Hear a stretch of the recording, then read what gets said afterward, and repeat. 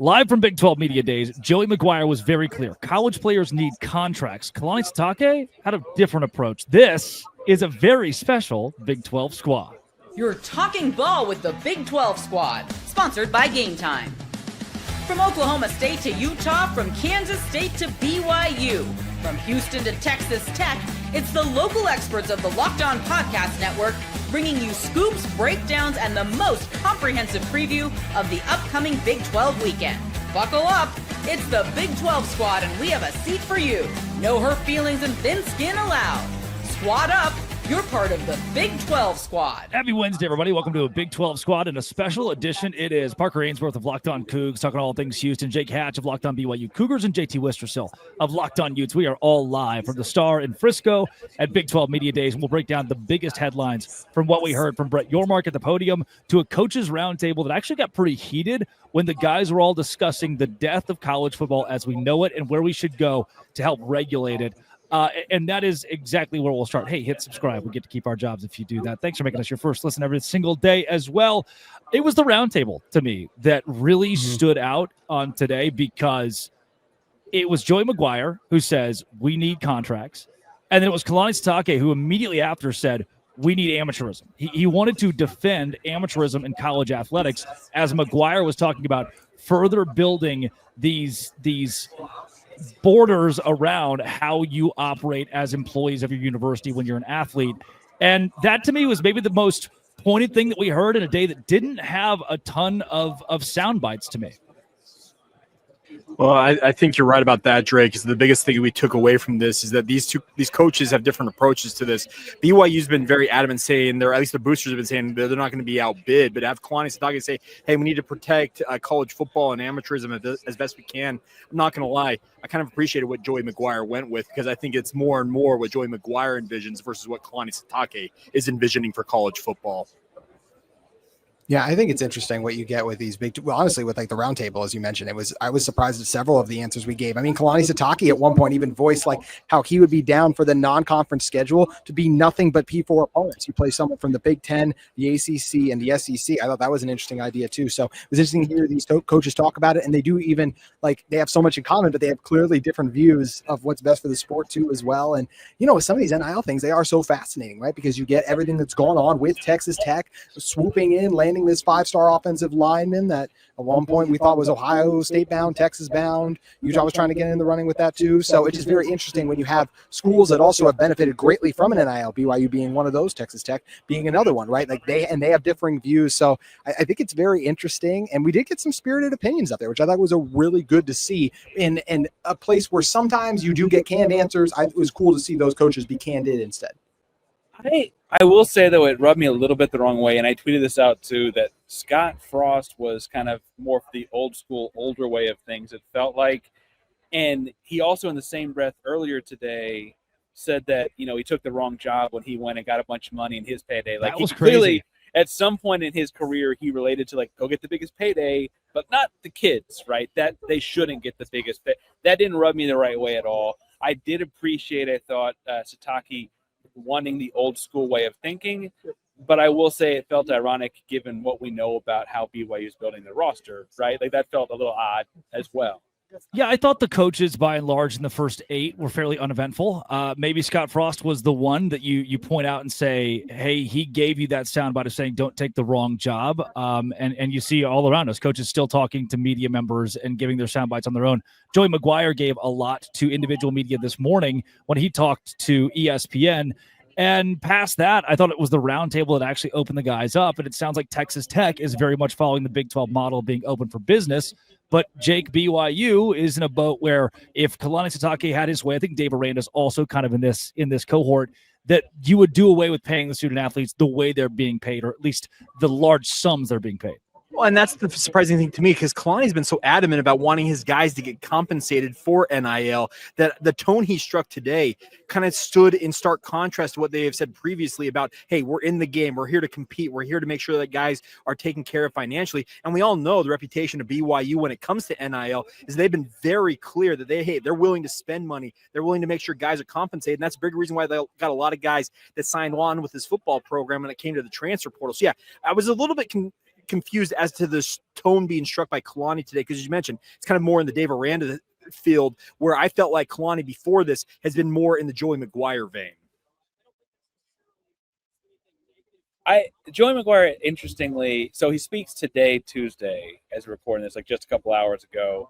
He also they just signed a $5.1 million deal very publicly. Derek Shelby the agent was very front. Depends on who you talk. 2.3 maybe. Well, but the agent was very upfront about making it a 5.1 deal publicly. And I don't think Joey could have said anything else either. That's only been a couple of days, and when you factor in there's a holiday weekend, it's kind of the most fresh thing on our mind. He probably was the one who could, even if he actually felt that way, couldn't have done it. It's interesting to hear all these coaches talk about enforcement of the rules, because McGuire's a guy we talk about. If there's enforcement of the rules, does that go well for Texas Tech, right? For Baylor, does that match? Some of these schools, if we do enforce the rules, which they say they want to, and they want to get under control and they want to get it regulated, but we've talked about this before too. How does the school then that wants that imposed not also get caught in the crossfires because they did something too? That's what makes this all so interesting. We talked about this a while ago with all the tampering stuff, right? About who's going to actually come out and say, oh, so-and-so tampered me. We did see a little bit Wisconsin and Miami have this lawsuit now, right? Something there. So that's the start of this, but are we really going to see teams go at each other, and are we going to see these things be enforced? That's something that's going to be very interesting to see, because in many ways, everyone loses.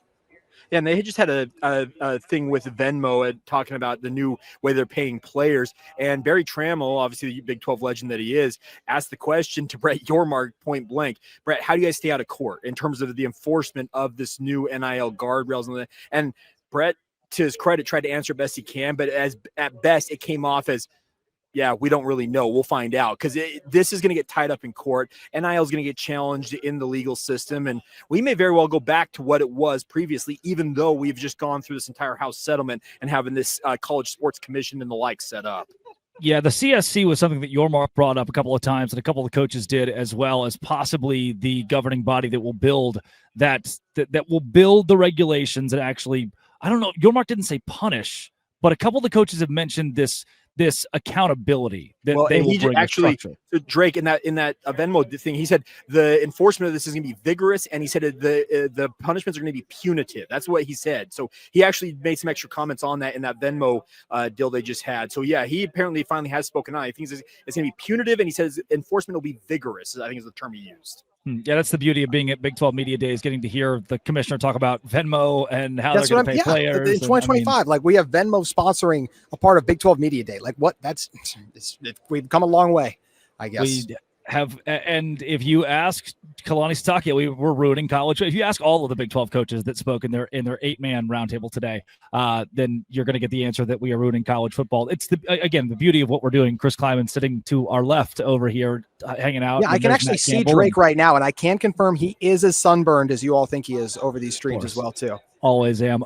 Coming up, another big thing Brett Yormark was very clear on: 5 + 11, period. This is a very special Big 12 Media Days Big 12 squad. Today's show is brought to you by FanDuel. Why is it brought to you by FanDuel? Because this just, whenever you want to get in on the action, FanDuel is right there for you, even in the summer months. So I'm a big baseball guy. I love the Texas Rangers. Even when they're not very good, I can go bet on the money line of the Texas Rangers when they're playing, specifically Parker's Houston Astros. And I can get money from FanDuel. You're already following the action, so why not make it a little more thrilling with FanDuel? I've been using it to track my favorite matchups as well. It keeps fresh daily promotions on ways to keep me in on the action. If you're new to FanDuel, new customers can bet $5, just $5, and get $150 in bonus bets if your first bet wins. Open the FanDuel app today or visit FanDuel.com to get started. Make yourself a same-game parlay and watch a bet ride into the 9th inning with FanDuel. $5 to get $150 if that bet hits. FanDuel.com to get started. Do it with FanDuel and do it today. JT, I know you pointed this out pretty quickly. Brett Yormark stood on business. He said, we are open for business, and we are only open for the 5 + 11 format. Now, for those who are wondering what that exactly means, there have been proposals that the SEC could get 3 or 4 automatic qualifiers. The Big Ten could get 3 or 4 automatic qualifiers in a 16-team college football playoff. Many of the coaches agreed 16 is a pretty good format. But Brett Yormark said, we won't do that. We won't go the NFL route. We want the games themselves, the results themselves, to speak for themselves. And I thought it was even more interesting, and a lot of other commissioners are going to disagree with that. I thought it was even more interesting that he said, we need to change the metrics. We are auditing how we choose the college football playoff teams. That's a very pointed statement. JT, will go to you. Very pointed statement from the commissioner. Yeah, I've said before, I just think the notion of auto bids, like we're just going to give the SEC 4 spots. We're just going to give the Big Ten 4 spots. Like, I just think it's lunacy. I mean, you have to earn it. Like when these teams, and we just saw once again, what do we see ASU do? Nearly beat Texas. And that was one thing all these coaches were clearly talking about too. And it's like I referenced last segment too, with Kalani Sitake being down to play more of these Power 4 teams. These guys want to play like they want to play the best because they want to say, hey, you guys keep saying you're the best hypothetically, but let's actually settle on the field. So I've long said that auto bids would just be absolutely ridiculous and terrible for this sport. And I'm glad that the coaches agree that, hey, 5-11 model is the way to go, because that way you're getting your conference championship in always has to matter. I never want to completely cut the little guy out. And in this instance, that's the group of 5. So I do think they deserve a spot. That Cinderella story needs to be protected. So yeah, I think that Locked On Utah, but I do think that yes, it just Utah, benefits overall college football. Yeah, benefits college football in full.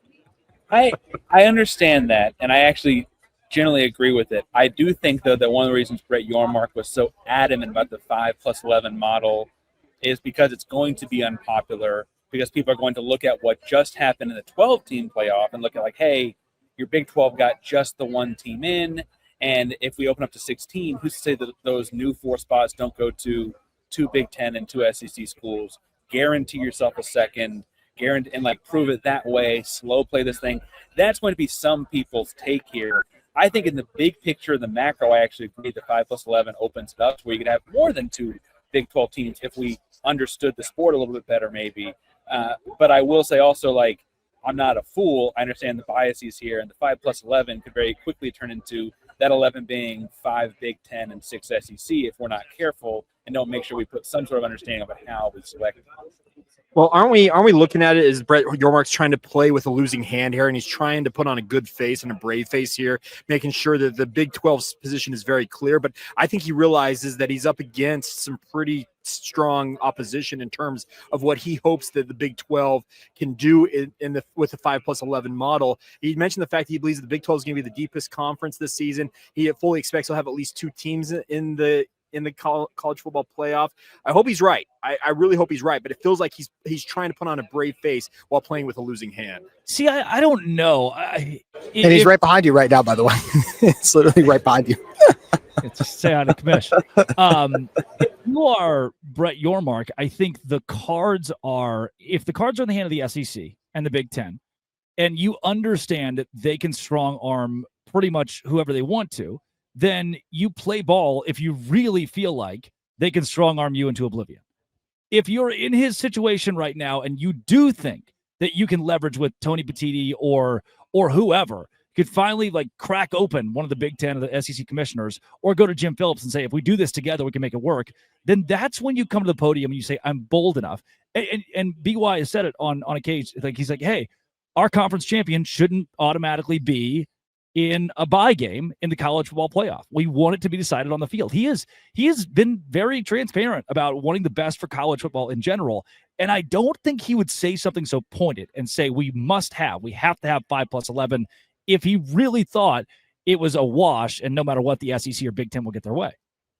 No, I think you're right in that, like, he thinks that that's the best way it could happen. That's how it should happen. And frankly, honestly, if that 4th and 13 conversion against Arizona State last year goes like slightly differently, we're probably talking about like, hey, clearly the Big 12 should have had multiple teams in. We saw what BYU did in their bowl game, all those questions. I also love, as we talk about strong arming and Brett Yormark, though, if Drake would just reach his arm around, like, hey Brett, I have a question actually. I think it's really funny. I think that the reason he came out so strong, so adamant, and probably the only like real pushing thing he did or said was because he knows so many people will not be in favor. Like he's openly defying what many people will think as the commissioner of the conference, and he has reasoning that I think we all agree with, even if other ADs or coaches might not. Oh, I thought Jay was going to say something. I just want to jump in and say this. Something else he mentioned too. He feels the Big 12 is the deepest conference in college football. I actually don't know if I agree with that. Do you guys? Hold it. That's segment 3. You Hold didn't. it. We are in person. You still didn't give us a rundown. Like, I just want to make that clear. Because there are so many in person. Your commissioner's behind you, and we're trying to be a professional podcast, and you couldn't give me a rundown still. I should grab him, shouldn't I? It's the got beauty Chris of Hyman right there too. So. yeah, it's the beauty To be of fair, sitting behind Jake is Avery what do you Johnson. expect Now him to what? write it on? Yeah, Everybody's here, dude. Like it's not. this is just we are figuring this out as we go, and that's kind of part of the chaos of. Okay, Big 12 well, Media Days. Yes, Jake? I just want to add. Here's the deal: the 5+11 model is, I think, the most, I guess, I want to call it American in terms of earning your way to win a national championship. If we're going to start handing out. Yeah, if we're gonna hand out like 4 to the Big Ten, 4 to the SEC, well, guess what? That it becomes essentially we're just handing them out. I like the 5+11. You make sure that at least there's representation from across the 4 Power Fours. You give the G5 the representation, and then the other 11. Yeah, if the Big Ten or the SEC are the best conference in a given year, then yeah, guess what? They're going to get the lion's share of those conference invites, the actual invites to the CFP. That very well may happen every single year. But I still think it's the most, I guess you want to call it, American model is to have the 11 at-larges. I like that Jake stopped just short of calling the other models communism. He was very close. Very close. Very close. I love that he used just like American instead of using communism. He was like, "This one would be more American." The most democratic, guys. That's what we'll go with. Democratic. But there we go. here's what I will say, and I don't mean to we should probably get away from that actually with my next point, because I think that that's fair.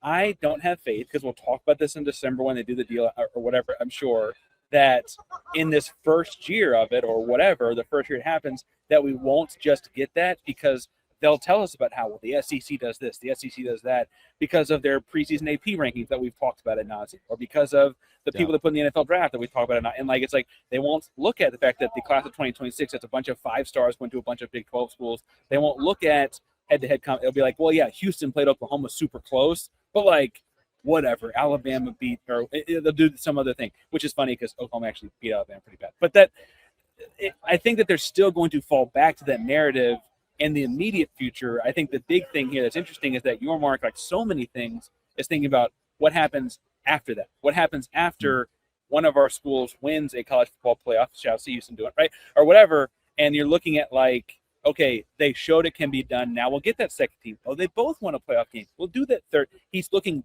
past that, even though in the immediate future, I do think it's going to hurt kind of bad. Yep. I do want to really quick just give the College Football Playoff Committee credit. They did the right thing by putting SMU in last year. I hope that they continue to do that. They haven't completely gone off the deep end and only Big Ten and SEC. They did the right thing last year. Hopefully, you mean the SMU that BYU beat head-to-head in Dallas? Oh my gosh, y'all did not deserve to get it. We can do that on another show. I'm sorry. I'm not for this push like post that. Then now all of a sudden we get BYU. Hey. No one was talking about that.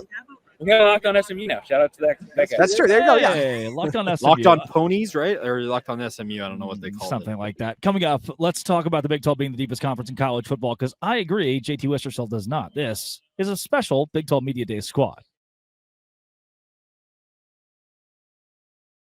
Live with the crew from Big 12 Media Days, Brett Yormark took the podium today and said the Big 12 is the deepest football conference in America. We talked a lot about quarterback play, and we talked overall about how this conference has, even the coaches mentioned the quarterback play being so deep, and that's a major part of how you determine which league goes more than 2, 3, 4 contenders, and that, for better or worse, because Yormark said it on parity too. He talked about parity. He said parity's fun, but you need 2 schools. Ideally, a couple of schools will emerge as the top dogs and be elite. But I think this is an immediate shot at the SEC and the Big Ten to say, look, yeah, you've got 2 teams, 3 teams, maybe 4. The Big 12 has 16. We learned last year, 16 teams that can go to the college football playoff. I think that constitutes you being, especially with 9 quarterbacks returning who are all elite, you being the deepest conference in football. More than quarterbacks, though, to me. I look at it like this. And look, and once again, like what I have always been a proponent of is that the best teams deserve to get in. But I do think that's different things. We're saying like, hey, there are Big 12 teams that are better than SEC teams, and saying, hey, it's deeper than the SEC. I just look at some of those South Carolina, LSU. I do think the SEC is probably the deepest conference to me. I look at the level of talent they have, and I'm not trying to be that guy who all of a sudden sells out, but there's just been a lot of SEC programs that do have that power and that prowess where I say, hey, you can give the SEC when it's close gaps, we can give them the benefit of the doubt. But bad losses are still bad losses. That's where I get frustrated. Losing to Oklahoma, losing to Vanderbilt, those are bad losses. Those are bad losses. Just like there's bad losses Pac-12, right? Losing to Cincinnati last year wasn't great. And I know some good teams did that, but I don't think it's the deepest conference. Maybe I'm the only one here with the Big 12. I don't think the Big 12 is the deepest. I still think it is the SEC, honestly. It's how you define deep. Like, that's the thing about this, JT. If you look at the over-under win totals, the deep, speaking of how it's going to be deep, is we have over-under win totals topping out at 9.5 in the Big 12. I think the lowest I've seen is 4. They think that this is a league that's going to be jumbled kind of right in the middle. The concern, to your point, is if you don't have maybe one or two teams that are 10-2, 11-1, and actually in the college football playoff discussion, that's where it kind of gets off the rails a little bit, where, yeah, you maybe cannibalize yourselves, and the national narrative shifts more towards the Big 10, the SEC, or even the ACC in that respect. Yeah, I think what's interesting here is it's actually kind of two different kinds of good. There's good all regular season in terms of entertaining, where you don't know who's going to win on a given Saturday. And I think we could also be like, that's really fun. That's a good product. There's also like excellence, where you're good and you're consistently winning. You're beating some teams by a lot. You're showing dominance in the field. And I think the truth is, as a conference, you kind of want both. And it's, if you had to pick one, what do you pick? And right now the Big 12 is leaning more towards that parity side of things, and that's really fun. And we know ASU, we keep talking about it, almost beat Texas in the college football playoff last year, and then would have had, a college football playoff win on top of it all. But ASU also won some really close games in this conference that, like, honestly, you play them 10 times, they might not win 5 out of 10 of those, right? And so that's part of the fun of what we do. They're different calibers of, like, what is good, what is a good product. And it was interesting today, it wasn't as explosive, but that Brett Yormark did say the other kind of good is actually kind of something we want to have as well. And we've all been pitching this other. So are you saying the SEC? Were you agreeing SEC is deeper or no? No, I don't think. Oh, come on. I wanted to high five you. We're so close to each other. We can't even agree, and we're this close together. Gosh dang it.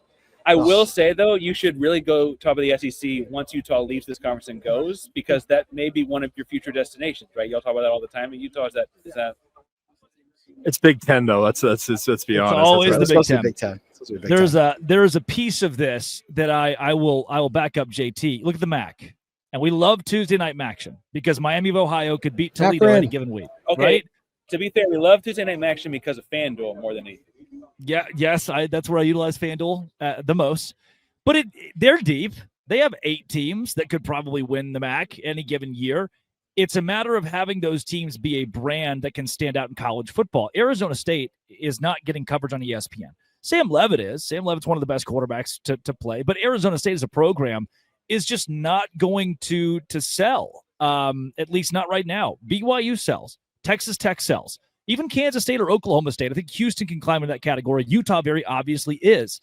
But if you have a deep conference and that depth is some of your weaker brands, that's where things get really tough. Like the better, if for the next few years NC State dominates the ACC, that's the worst news possible for the ACC. It's only going to hurt them more. They need their brands to win. So the MAC is deep. The Big 12 needs to be the deepest conference in college football, but it needs to matter because the brands are the better brands are deepest.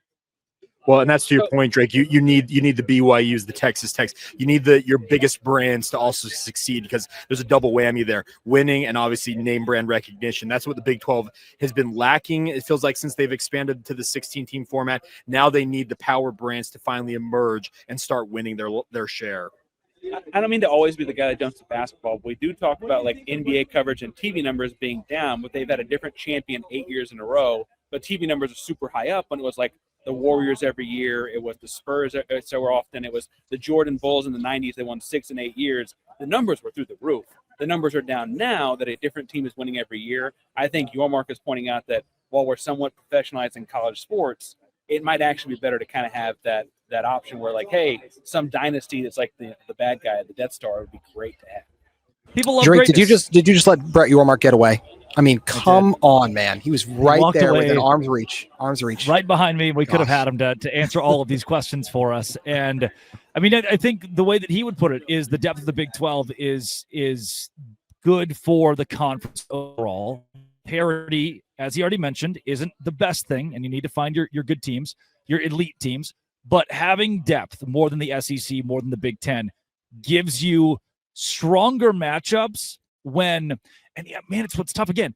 I talk about it a lot. The SEC, they have the number 2 team play the number 6 team every week. Like they've got a top 10 matchup somewhere there every week. We have a lot of number 24 versus number 19, number 17 versus number 22, number 15 versus number 16. And that's where the depth is. You have your sixth best team that's like, wow, they're actually a really good football team. But again, looking back at last season, if that team is Colorado is probably fourth or fifth in the Big 12, right? Kansas State is somewhere sitting in that same spot. Are you talking about the brand thing? Is that what you're talking about right now?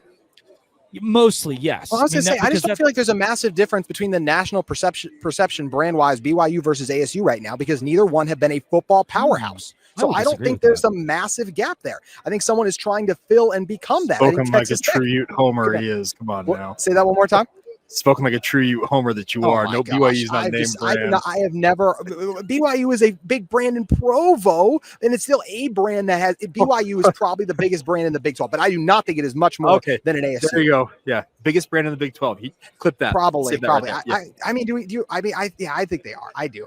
But I don't think it's that big of a difference between them and ASU, because I don't. If you ask anyone like from SEC country about either of those teams, they're gonna be like. In fact, they probably would lean more recently to ASU, just since they won most recently. Even if BYU was number 2 last year, you ain't first, you're last, like Ricky Bobby said. That's true. He did say that. Thank you for bringing a Talladega Nights quote to it. We can't do righteous Gemstone's a good one too. I couldn't get Gemstone's quotes would also work. Overall, spectacular day at Big 12 Media Days for the entire Big 12 Locked On Big 12 family. Yes, JT. Can I throw one more thing in, just because I haven't angered everyone enough yet? Would y'all agree with what Kalani Sitake said? I actually think I would be in favor of it, to play only P4 teams. He talked about you play SEC one non-conference game, Big 10 one non-conference game, then ACC. I go back and forth because I don't like cutting out the little guys, but at the same time, I don't love tuning in on Saturday knowing that Utah is going to bludgeon whoever they're playing in that game. It can serve a benefit to red shirts, I guess, and especially when you're opening your stadium. I know you want a guaranteed win, so you're going to schedule the Citadel as much as you can, but I don't hate that idea. I think I would be down for that, and then you just got to figure out another way. Maybe it's a spring game where you play that team. I don't know. What do you think? I'll close this out with an objective opinion. Objective opinion. This is good. Utah goes 12-0. Their 3 non-conference games were Wake Forest, Southern Utah, the Citadel. Utah goes 9-3. Their 3 non-conference games were Ohio State, LSU, and Clemson. One of those teams gets in the college football playoff. One does not. Strength of schedule doesn't matter in our sport the way that we think it does. And until that changes, keep whoever you want on your schedule. Make it as easy as possible, because it's just about wins. Unbelievable day at Big 12 Media Days. Wrong. JT Worcestershill, Parker Ainsworth, Jake Hatch talking all things Utes, Cougars of BYU, Cougars of Houston, and Cougars of BYU. This has been and always will be a very special Big 12 Media Days Locked On. Thanks for making our shows your first listen every single day. Dose Grande Squad.